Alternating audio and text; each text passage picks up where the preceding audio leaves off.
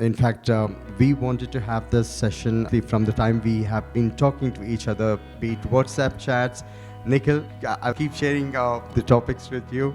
Dr. Madhu, in email with Mr. Atul Jain, because we wanted to have an agenda that is derived directly from the inputs by the hospitality fraternity, rather than just reading through and having our own set of draft. When we talk to you, not just nearing to the event from the beginning of the concept that we bring in, that needs to be presented to the audience to ensure we share that value of having this panel discussion. We are already back to the pre-COVID levels. We almost there. Nobody's wearing masks. It's like earlier. There's no more COVID right now, and we are back to seeing smiles again. Preparation for future threats, impact on demand, profitability, occupancy, and cost. COVID has taught us many lessons. Importantly, occupancy has gone down to zero level. No guests in the hotel, but costs are there. We have to sustain with our employees. We have done some cost optimization as well. But after the COVID, we have seen a good rebound in terms of the occupancies. Occupancies is back again. Most of our hotels in best fashion, we have reached the pre-COVID occupancy levels. And the another thing importantly is the ADR. Average daily rate is a bit higher than what we used to charge on the pre-COVID level. On the cost front, yes, owners, they have faced a lot of challenges and losses during the COVID period. So we are trying to recover those losses. We have bifurcated the losses into two parts. One is the operational loss during COVID and the financial losses. So operational losses, we are planning for the cost optimization, cutting down on the number of people hired at the hotels. And with the increase in the ADRs, we are trying to get a good return to the owners so that they can compensate, they can get their losses recovered from the operations. Financial losses will take time. It's a long-term perspective. Of course, government has given them some rebate on the interest, but that was not sufficient. So owners, they are managing. And I think in the times to come, we'll be able to ensure that their financial goals are met with, and recovery is fast. And we are very, very optimistic about the recovery in the future. The results are good, and owners have started recovering. Revenues are there, so that costs are recovered. So that's one of the options in terms of the venue. Second is that staycation. We started staycation packages where the corporates, we have tied up with a couple of corporates, and where the people are coming in and living in the rooms. And in the small groups, they are holding their meetings in the hotels. So this is the thing that, what we have seen, the new trends coming in as far as the new opportunities for revenue earning is concerned. That's great. Thank you very much. And Nikhil, how has the journey been? 2 years of desertness. And talking about the staff, retention, what are the strategies that you have implemented? And where are we right now as a Wyndham? It's a very interesting question on talent retention, and I think we should dwell a little bit more about talent a little later in the conference, because that is the biggest bane today, getting the right talent at the right price in the industry today. And it is across the world at the moment, and India is no different. Let me just take a step back and, because you spoke of the pandemic and 2 years of desertness, just speak about it was unfortunate, but the reality is that all hotels had to shed a lot of their team members, right? A lot of them took salary cuts, a lot of them lost their jobs. As an organization, what we did back then is we tried to get placements for employees who were not in our hotels anymore in allied industries, whether it was hospitals, because hospitals needed more staff and frontline staff immediately, whether it was IT, retail, and allied industries. So that's a small test step that we as an organization took to try and place, and of course we could have done much more, but that was a step that we took. Because everyone was working remotely, And I think the lines for most of us blurred on remote working, and really some of us were working 16 hours a day instead of 9-10 hours a day on the desktop, on the laptops. We introduced a lot of HR engagement sessions on mental health and awareness, and we tried to engage our teams in various forums. Of course, it was not another Zoom call. It was not the 31st Zoom call of the day, but it was planned. It was engaging for the team to try and retain and make sure that everyone is, in a mentally happier state. And I'm going to take a personal note here, because on a mental happiness state, I actually ended up co-authoring a book called Rumi and Kabir Consulting, and it actually speaks of happiness in life. So I think one of the biggest learnings we've had in the last 2 years is to live in the moment a little bit more, and try and inculcate that in our day job as well, right? So that is what really happened in the last 2 years. Where are we going forward?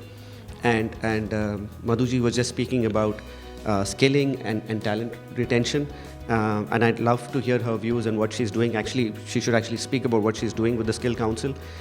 It's phenomenal, because at the end of the day, the grassroots is where we need to focus on. Case in point, and she was speaking about ISH and OCLD, and I'll not steal a thunder, but just another parallel. The Hague Hotel Management School is today called the Hague Business School, because 50% of the students do not want to actually continue in hospitality today, right? So that is what each one of us is actually accountable for, responsible for, to make sure that the youth comes in and is excited and leads the way in hospitality. But the fact is that hospitality industry is slow on technology, right? And in the last 2 years, we've really tried to catch up on technology, whether it's contactless.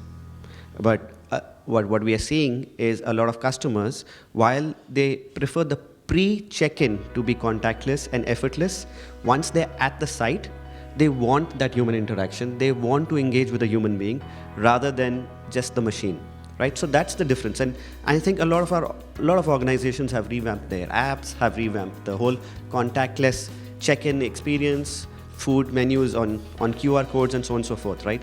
So it's an ongoing process, but the team members definitely need to be trained on technology. But it's not that we need a technologist as such.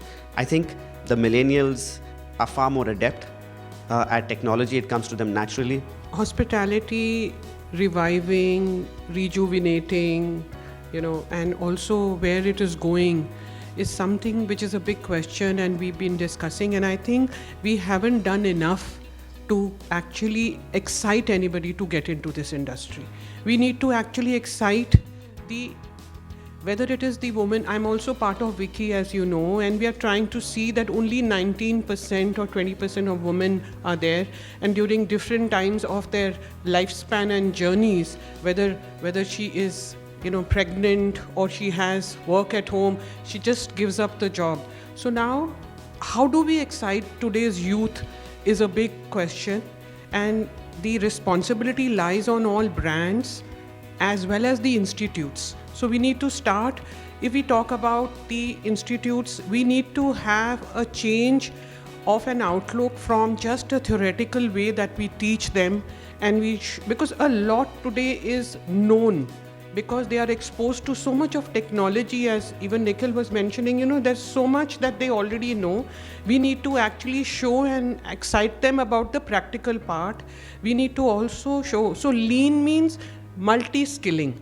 To me, lean management, if we want to reduce on the number of people that we have in an organization, and also look at ROI for an owner who we are working with, we need to actually start that part at the institute where we are nurturing them to get into this industry.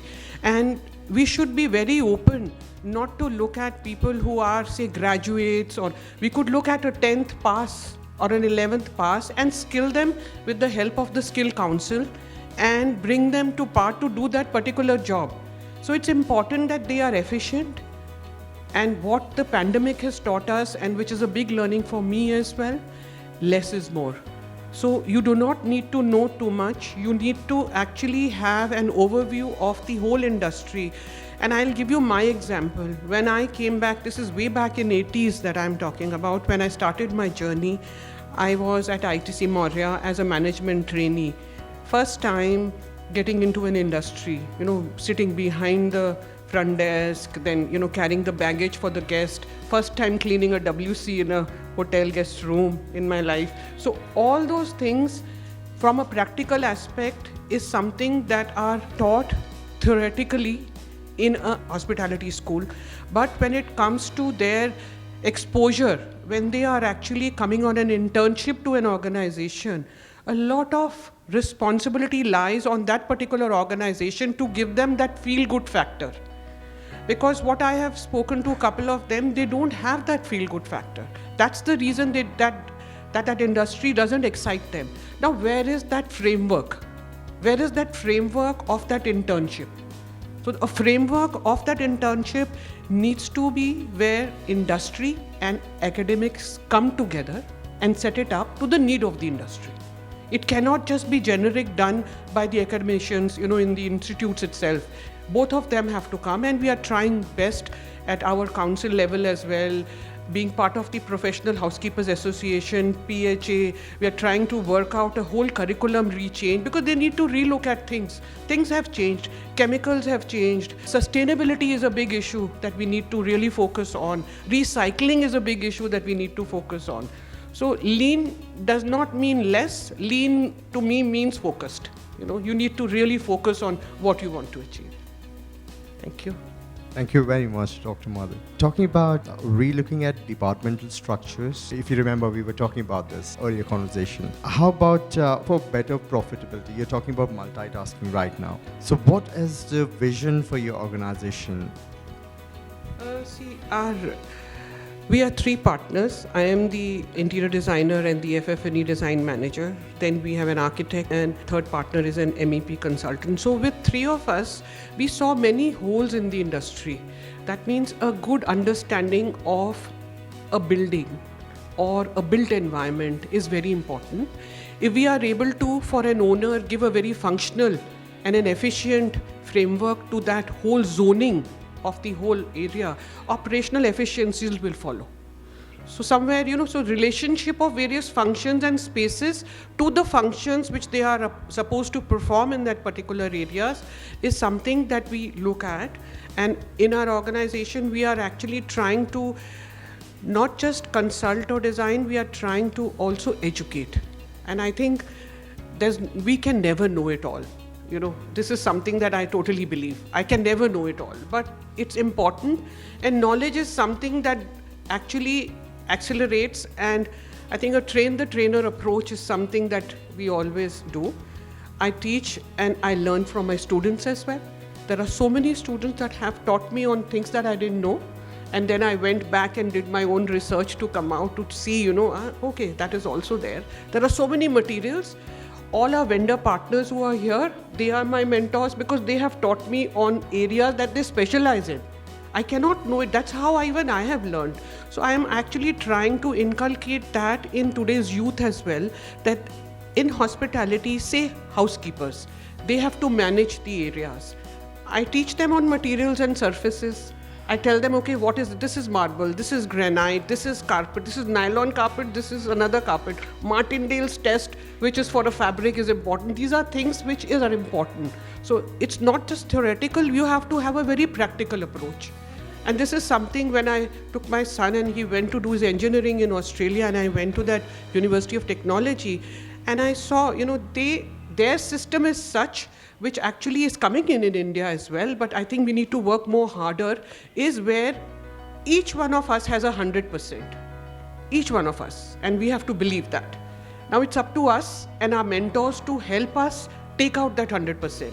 So I think that's what I saw, that they didn't give too much, but they infused so much of energy that they could actually come out with their own strengths and weaknesses. So this is something that we need to know, because today's youth does not need, they only need to be guided. We have to be like the GPS of, so tell them, okay, that is your destination, they have to move. That's something that has to come from them. But a lot of responsibility lies on all of us, all the industry experts who are experienced here. We cannot do it alone, but we can together, I'm sure, we can make hospitality as a preferred profession, whether it is a housekeeper, whether it is kitchen steward, whether it is even marketing and communication, whether it is front office, any aspect. There is so many aspects which are linked, but we have to excite them. They are not excited at the moment. And I'm really, I'm very frankly putting it together. This is what I hear from them. Great. This will definitely inspire the upcoming generation, Dr. Madhu. And thank you very much for sharing your insight. During the pandemic, of course, what we did exactly that we developed a program to engage with all our general managers and the team members who are at the hotel or at home for ensuring that they understand what is the COVID is all about, number one, and what precautions they have to take care then and after the pandemic is over. So we have a full-fledged program on that. There are SOPs being laid out, shared with all the general managers and down the line team members. Even the back of the house areas, we developed screens for them to understand. There was training sessions being held with all the team members. Even after the pandemic, we ensure that all our hotels follow the safety measures for the safety of the guests. And recently, we have hired a dedicated training manager who is now imparting training at all our hotels, ensuring that their enthusiasm, their motivation levels of the employees are good. Because today, the talent is something that in hospitality we are feeling that people are not available. People have moved away and they have adopted the alternative career options. So hospitality, less and less people are joining today. And to retain the current staffing, we have to ensure that they are paid well, number one, and the motivation levels are at a high level.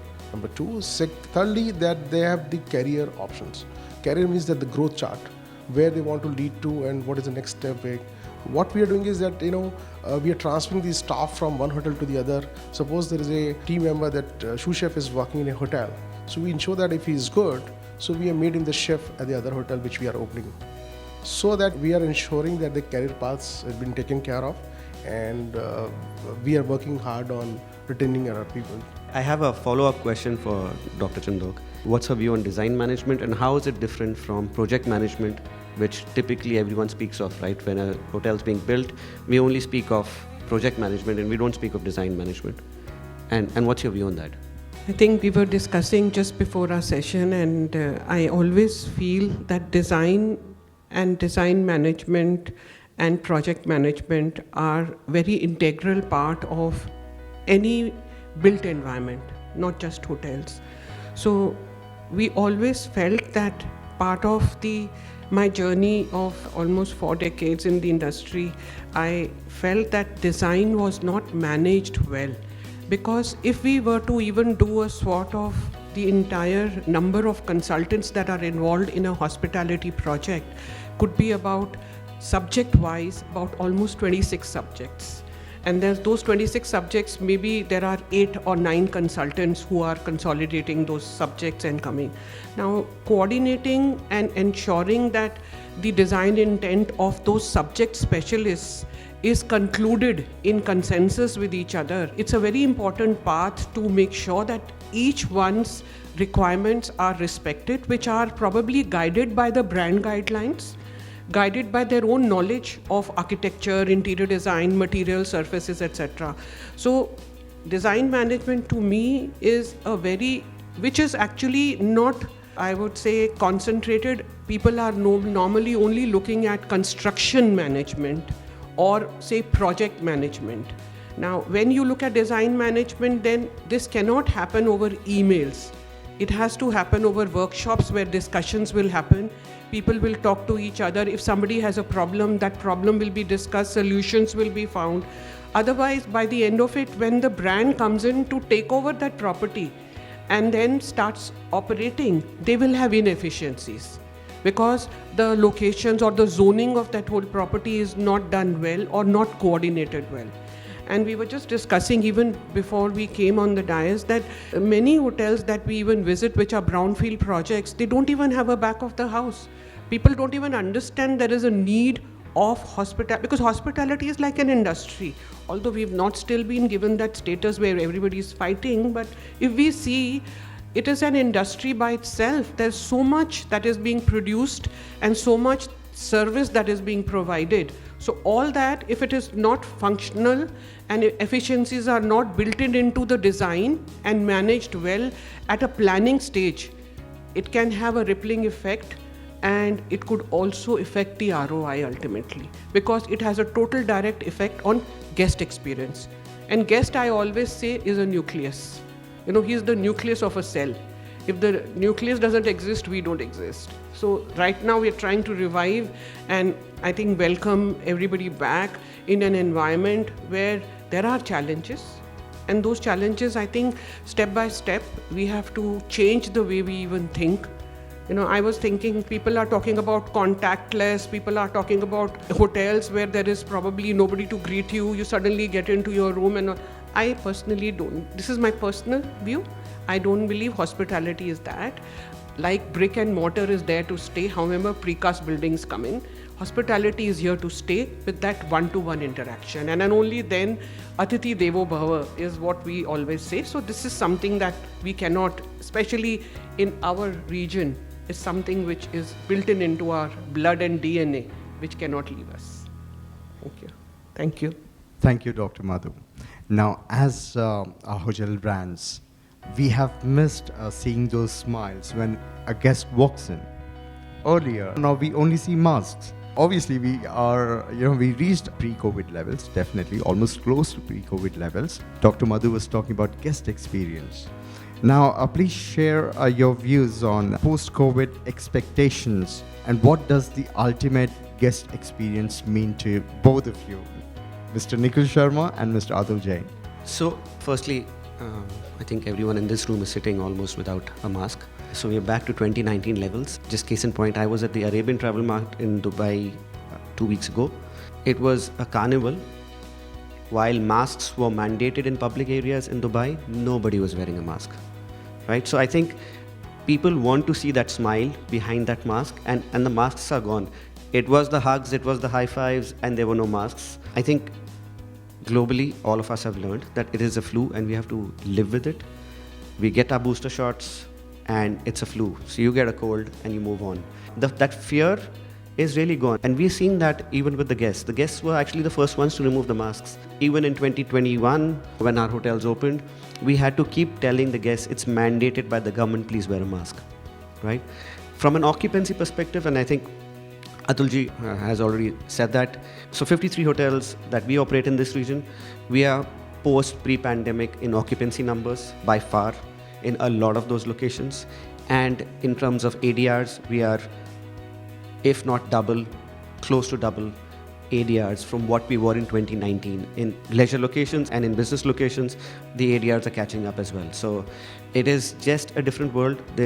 Everyone that spoke of the pent-up demand, that customers want to be out there, is already happening, and it's happening at a much faster pace than anyone predicted. So that's where we are as an organization. And even globally, if I was to just look at US as a market, right? US was out of pre-pandemic literally in the segments that we operate in, and 22 brands, 6,000 hotels in the US.